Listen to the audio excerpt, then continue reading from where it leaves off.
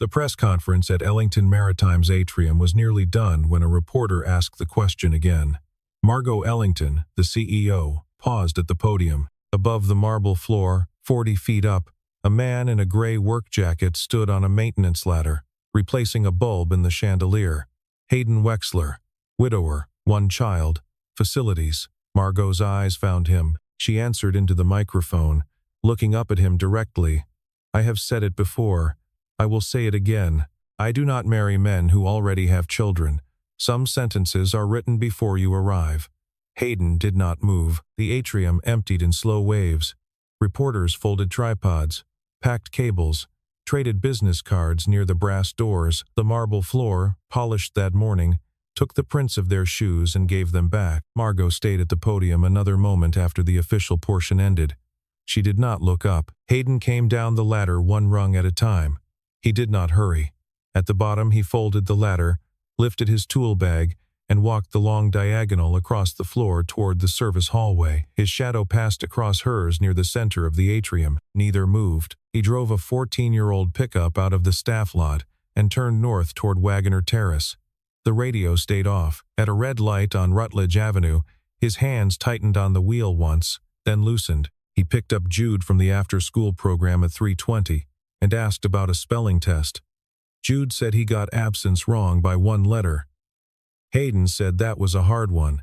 By 8 that evening, a clip 19 seconds long had begun to move on Charleston Twitter. The framing was tight. The CEO's face was not in it, only the man on the ladder, with his back to the room, holding a bulb in his right hand, motionless from the moment the question began until the words finished. The caption ran in white text along the bottom. The dignity of the man who didn't flinch. By midnight, the post was at 400,000 views. Hayden read the post once, standing in the hallway outside Jude's room. The boy was asleep with a navigation atlas open on his chest. Hayden closed the phone. He considered what attention of any kind could cost. He had moved Jude across 2 states to get to Charleston. He had built the cover here with care.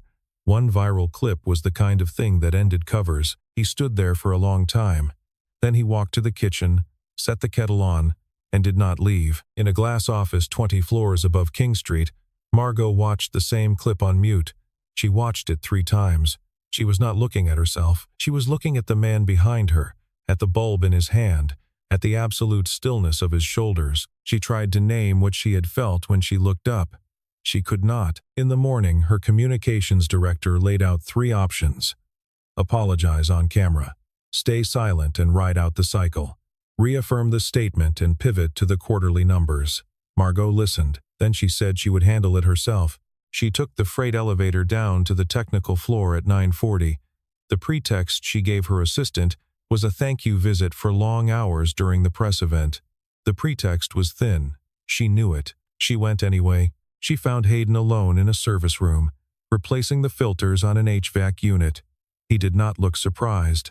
He did not look anything. I owe you a private conversation, she said, about what I said in public. He kept his hands on the bracket. You don't owe me anything, ma'am. I was changing a bulb. His voice was level, not cold, not bitter, just level.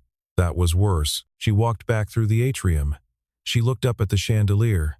The bulb was bright and new. At the end of the day, Delphine Marrow knocked once at her office door. She set a brown envelope on the desk. Don't sign anything Ford sends you this week, she said. I'll explain when I can. Margot opened the envelope after Delphine was gone. Inside was a photocopy of an internal report dated 2007. At the bottom, in handwriting she had not seen in 23 years, was her father's signature. The building was nearly empty by 9 in the evening. The cleaning crew had finished the lobby. 2 security guards traded shifts at the front desk. Margot stayed in her office, working through a quarterly review packet that should have taken her 2 hours and was taking her 6. When she sent a 3rd document to the printer down the hall and got the access denied tone in return, she did not call IT. She picked up the file, took the stairs down to the technical floor, and went to the freight printer. It was the only one still spooling. Hayden was closing the workshop when she came in. He was not on a ladder this time. He was just a man at the end of a shift, sleeves rolled. The inside of his right forearm scraped from a wall bracket. He did not greet her by name. He nodded once, set down a wrench, and moved a stack of conduit off the work table so she had a place to set her papers. "Coffee?" he said. She had not expected the question. "If you have some." He poured from a stainless thermos into a chipped white mug. No sugar offered. She took the mug and drank. The coffee was strong and a little burnt, the way coffee gets when someone forgets the pot for an hour. She set the mug down next to a green spiral notebook. The notebook was open to a page of handwritten notes. She did not pick it up, but she saw the shorthand. Case numbers in federal docket format, a column of dates in 2022. A name circled twice, Calwell. She turned her face away from the page. "Where did you study engineering?" she asked. Hayden did not look up from the schematic he was rolling. "I didn't," he said. "I studied law." She waited. Department of Justice, fraud section. Port and maritime work, mostly. "I left 3 years ago. After my wife passed." He said it the way a man says a fact about the weather. He did not say why he had taken a facilities job after the Department of Justice. He did not say why he had taken it at Ellington Maritime. She did not ask. He looked at his watch. "I have to get Jude from piano." She nodded. He pulled on a jacket worn smooth at the cuffs and left her with the printer. The 2007 file was 41 pages. She watched it spool, one sheet at a time, the way you watch something you do not yet know how to hold. Halfway through, the name Rutherford Calwell appeared in a wire transfer authorization. It appeared again on page 19, again on page 33. She gathered the pages and walked back through the building toward the front lobby. She would have walked past the bench by the elevators, except that the boy was on it. Jude was reading the navigation atlas open on his knees. He looked up when she stopped. He did not seem surprised. "You're the lady from the screen," he said. She did not sit. She was not sure she could. "My dad said you were brave," he said. "He said most people don't say things to your face." He didn't think it was about him. She did not know how to answer a child speaking about a thing he should not have had to see. Hayden came around the corner with his keys in his hand. He took it in at a glance and put his hand on Jude's shoulder. "Time to go, bud." Before they walked away, Jude reached into his coat pocket and held something out. A small stone, gray-blue, smooth all the way around. "This one matches the gray you wear," he said. "It's a good one." He did not wait for her to thank him.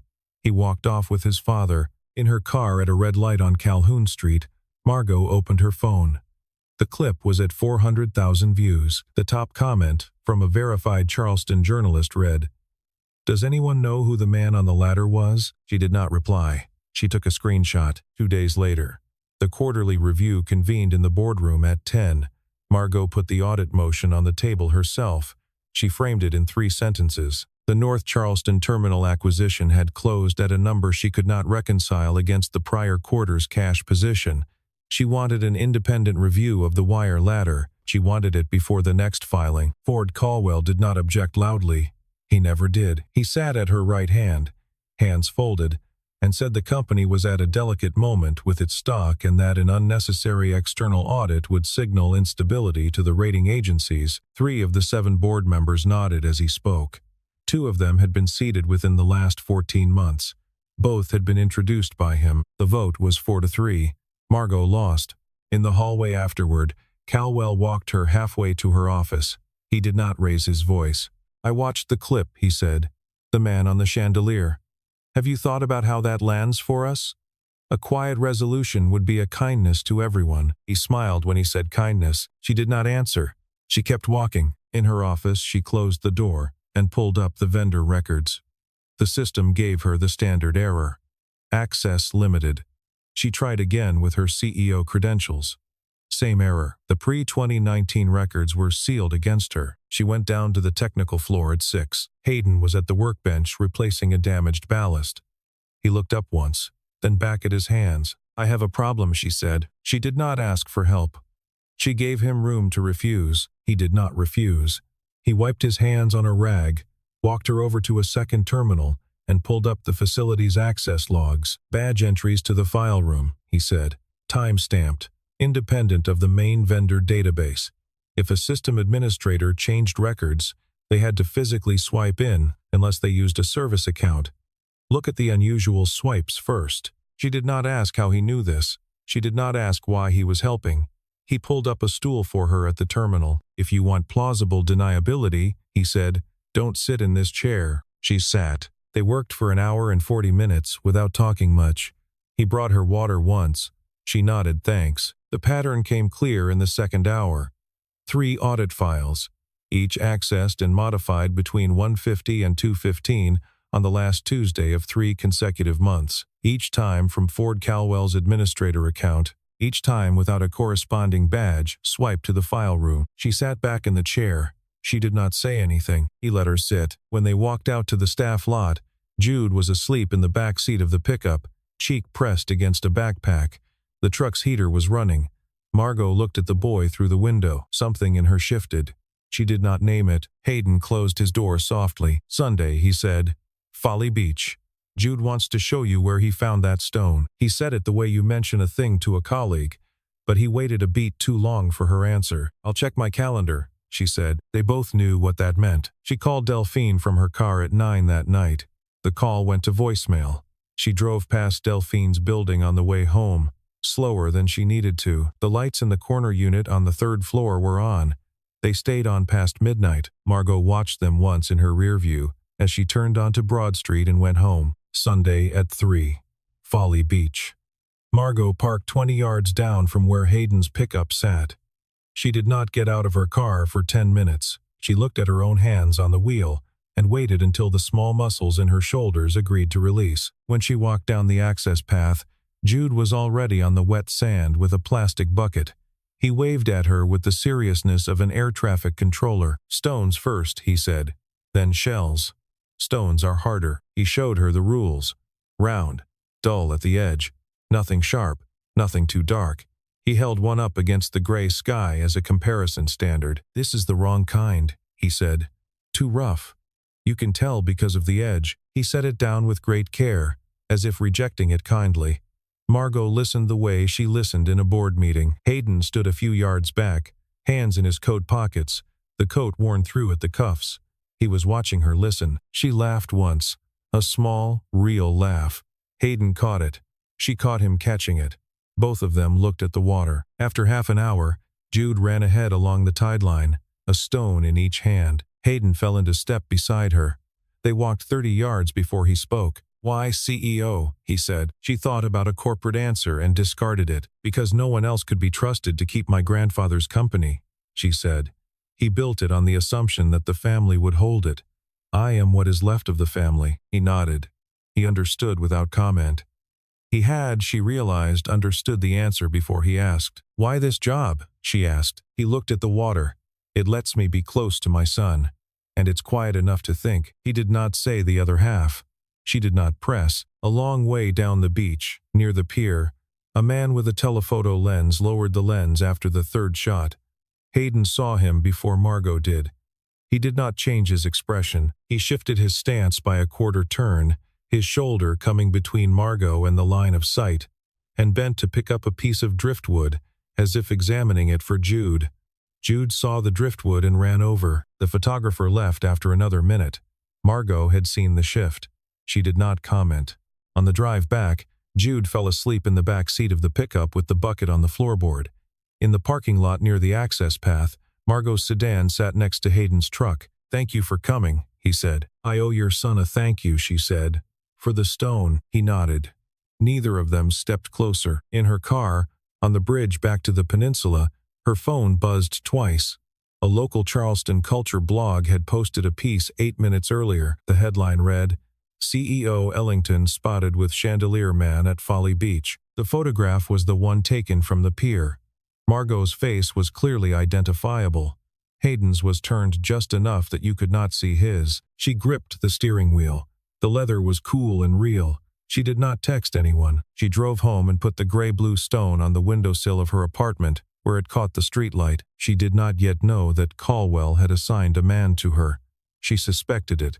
She would know within 48 hours, Monday morning at 11, an emergency board session that Caldwell convened with 24 hours' notice. He had a folder in front of him when Margot walked in. He opened it before she sat. "This is Hayden Wexler," he said. "Until 3 years ago. An attorney with the Department of Justice. Fraud section. He left during an internal review I have not been able to fully reconstruct. His wife died in a single-car accident on Route 17 in 2022. The investigation closed without findings. He has been employed by this company for 2 years and 11 months in facilities management. He set down the folder. I raise this because the company's CEO appeared in a viral clip last week. The CEO then made a public statement at that event. The CEO was photographed yesterday on a beach with the same employee and his child. I am not making accusations. I am asking the board to consider whether the optics of this situation are compatible with the trust that the chair has placed in her judgment. He looked at the table.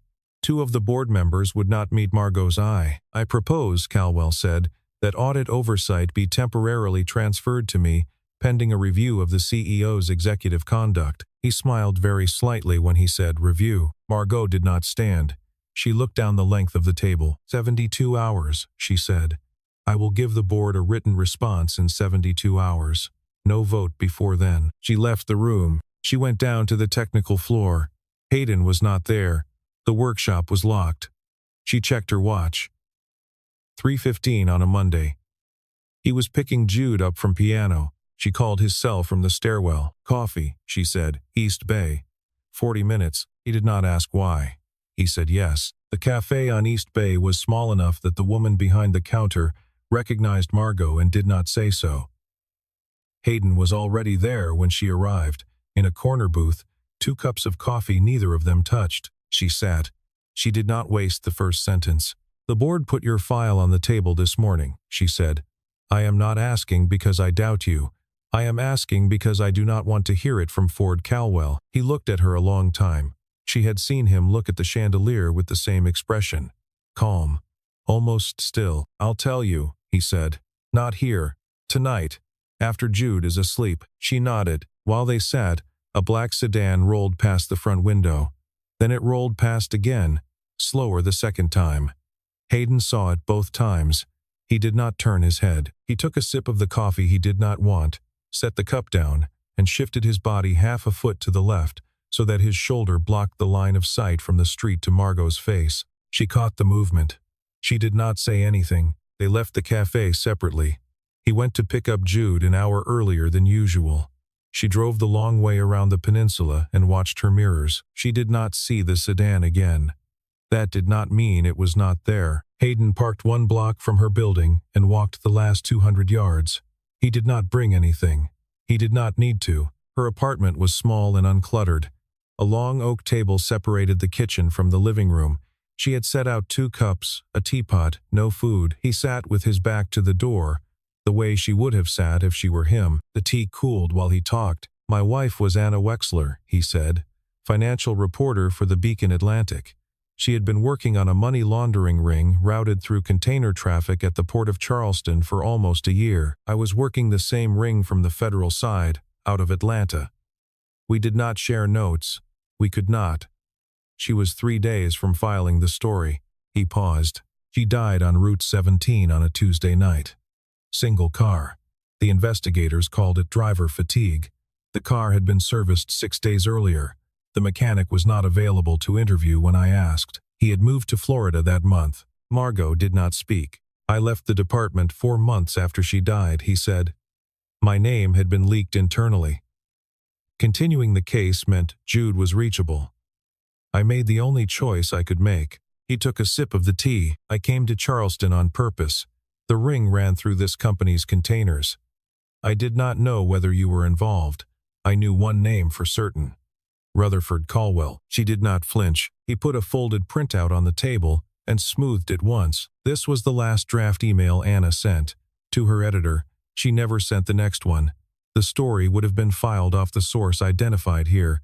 She gave the source a code name. I read this email 400 times in the last 3 years. I read it again last week. After Delphine Merrow gave you that envelope, she looked at the printout. The code name was a single word. It's her, he said.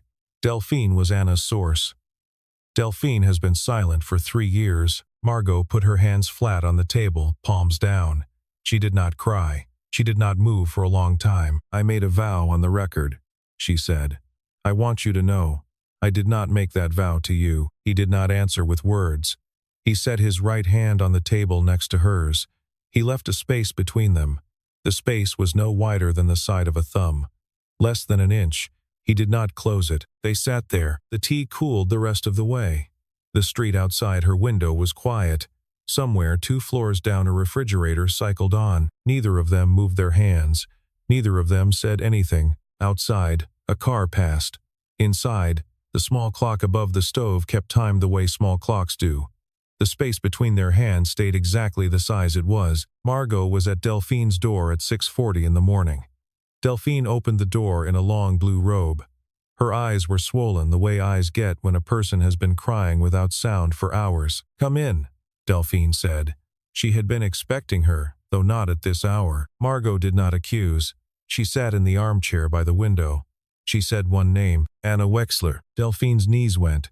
She caught herself on the edge of the sofa and sat down hard. She talked for a long time about the 3 envelopes she had passed to Anna in 2022, container manifests with serial numbers that did not match the customs filings, internal memos on a shell company called Tidewater Holdings, and a wire ladder she had photocopied in her own office at 2 in the morning over the course of a month. About the call she got from the Beacon Atlantic 3 days before Anna's deadline, telling her Anna had been killed in an accident on 17, about her granddaughter Eliza at the College of Charleston, then at the medical university, then at residency, every step paid by a fund Ford Caldwell controlled, about the math she had done at her kitchen table the week after Anna died, and what she had chosen. "I thought he would never find Charleston," she said. "I thought we were safe from him at least." Margot did not interrupt. When Delphine was empty, she went to the bedroom and came back with a small flash drive. She set it on the coffee table. "All of it," she said. "Anna's files. Plus what I have kept since." Margot took it to her own laptop and plugged it in there in the living room. The folder structure was clean, methodical, the work of a woman who had been preparing this morning for 3 years. Halfway through, she found a file she did not expect. A scanned contract dated April 2007. 2 signatures at the bottom, Ford Caldwell and her father. She read the document twice. The terms were direct. A payment of $1.5 million in exchange for vacating the Ellington residence, surrendering any claim to family assets, and undertaking not to return to South Carolina. Her father had signed it. He had not left her mother for another woman. He had been bought. Margot sat with the laptop on her knees for a long time. The vow she had spoken into the microphone last week. The vow she had carried for most of her life. It had been built on a story arranged by the same man, who was now trying to push her out of the company. She closed the laptop. She picked up her phone. She called Hayden. She said one sentence. "You were right, and I was wrong about more things than I knew, including my father." He asked if she was safe. She said yes. He said he was on his way. When he came, she was standing at Delphine's living room window watching a delivery truck unload across the street. She did not turn right away. He stopped 1 step behind her. "I need your help," she said, not turning. "Not because I'm afraid. Because I want to do this the right way." "Then we do it the right way," he said. The plural arrived gently. She heard it. They went out together. Delphine stood at the open door, her hand on the frame.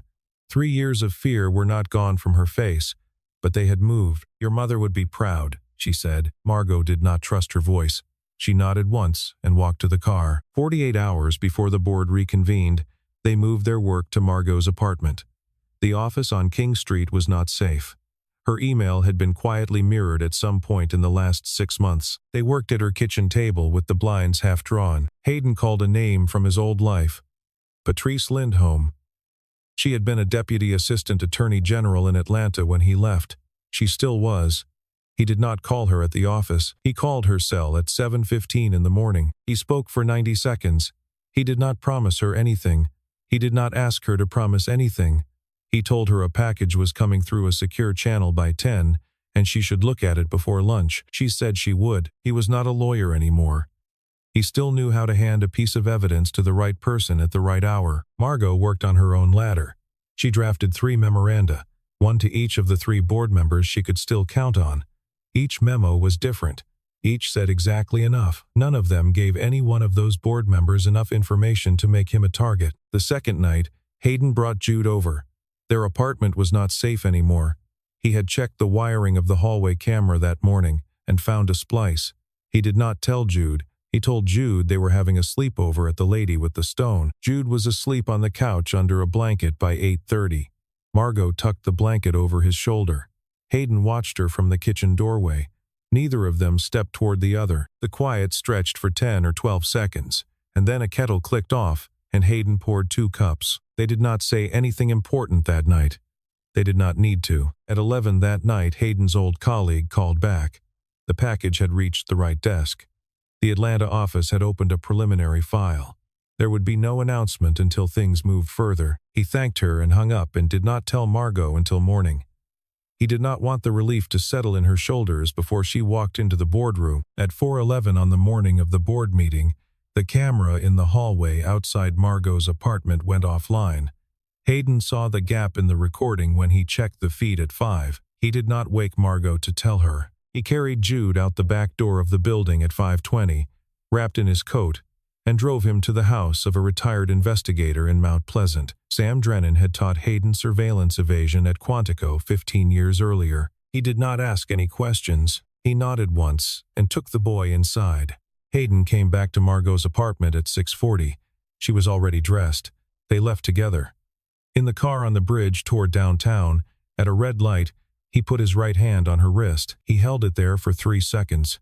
He said nothing. She did not pull away. She did not look at his hand when he lifted it. She looked at the road. The light turned green. The boardroom at 11 o'clock the next morning. Ford Calwell sat at the head of the table, his folder open in front of him, the same one he had used 3 days earlier. The 7 board members were in their seats. 2 assistants stood at the back. The blinds were open to King Street. Margot did not enter alone. Delphine walked in behind her with a stack of bound documents under one arm. Behind Delphine came 2 outside counsel from Atlanta in dark suits. Patrice Lindholm had not come herself, but she had sent her 2 best. They sat down without being introduced. Calwell began to speak. Margot set a single sheet of paper on the table. The 2007 contract, his signature at the bottom, right side up, where everyone in the room could read it. She did not raise her voice. 18 years ago, you paid my father $1.5 million to leave his family and not return, she said. 3 years ago, you paid a much higher price to make a reporter disappear. Today, you are going to sign your resignation in front of these 3 attorneys, or I send all of this to the United States Attorney's Office in Atlanta by noon. He tried pressure. He talked about the stock. He talked about jobs at the North Charleston terminal. He talked about the family name and what it would mean to her grandfather. He talked for almost 2 minutes. She did not respond. She slid the paper 1 inch closer to him. Old Whitfield stood up first. He had been at her grandfather's side in 1978. He pushed back from the table without saying anything and walked to the wall by the window. The second board member stood within 30 seconds. The third, after a longer hesitation, stood too. They formed a small line by the window, like men declining to be photographed. Calwell looked at them. Then he looked at the attorneys from Atlanta. Then he looked at his pen. He signed. The outside counsel had the resignation pre-drafted. They had the conflict of interest acknowledgement. They had the surrender of corporate authority. He signed all 3 in the order they put them in front of him. When the attorneys escorted him out of the room, Margot did not watch him go. She looked out the window into the hallway beyond. Hayden was there, hands in the pockets of a gray work jacket worn at the cuffs. He was not in the room. He did not need to be. He had stayed where he was useful, 2 doors down, where he could see both ends of the hall. He met her eyes through the glass and nodded once. The papers were filed by the close of business. The press release went out at 4. By the end of the day, the federal investigation in Atlanta had moved from a preliminary file to an open case. 6 weeks later, Charleston had moved into early autumn. The light had thinned, the air had gone clean, the breeze off the harbor carried the smell of the marsh in the evenings. The federal investigation had been formally opened. Ford Calwell was under house arrest pending indictment, with his passport surrendered and his accounts frozen. Ellington Maritime stock had taken a hit for 10 trading days and then recovered. Margot was still the CEO. Delphine was still corporate secretary. She had moved her desk nearer the window of her own accord, and no one had questioned it. Margot had given a second press conference. She had held it in the same atrium where she had given the first. She had not apologized. She had read 1 sentence into the microphone and then stepped down. The sentence was, "Some sentences are written before you arrive." Most of them are wrong. The chandelier overhead had been rebulbed by someone else weeks earlier. Sunday afternoon, Folly Beach, 3 o'clock. Jude had decided that Margot needed to learn the 5 types of seashell. He had a system. He laid them in a row on a piece of driftwood. He pointed at each one and said its name twice. Margot listened with the same focus she gave a board meeting. Hayden walked a few yards back. He did not rush to catch up. They returned to the cars when the sun was halfway down. Jude climbed into the back seat of the pickup and was asleep before the truck pulled out of the lot. Margot and Hayden stood at the tailgate. Their shoes were full of sand. They had set them on the asphalt. He looked at her. "You can still hold that statement," he said. "Nobody has to walk it back for you." "I don't hold things that aren't true anymore," she said. He extended his hand. "Open, palm up." She put her hand in his. The inch between them was gone. They stood there. The boy slept in the truck. The sky was turning the color of the inside of a shell. Delphine had begun, that month, to walk the perimeter of the cemetery in Magnolia on Saturday mornings. She did not say why. Margot did not ask. Some things did not need to be asked. They drove back across the bridge that evening, the truck behind her sedan, the windows down. At a red light at the foot of the bridge, Margot looked in her rear view and saw Hayden looking at her. He did not smile. He did not need to. Neither of them had been looking. Neither of them had chosen any of this, but some sentences, once written, can be unwritten quietly, in a parking lot at the edge of the sea, by 2 people who finally told each other the truth. On the windowsill of an apartment in Wagoner Terrace, a gray-blue stone caught the last of the light.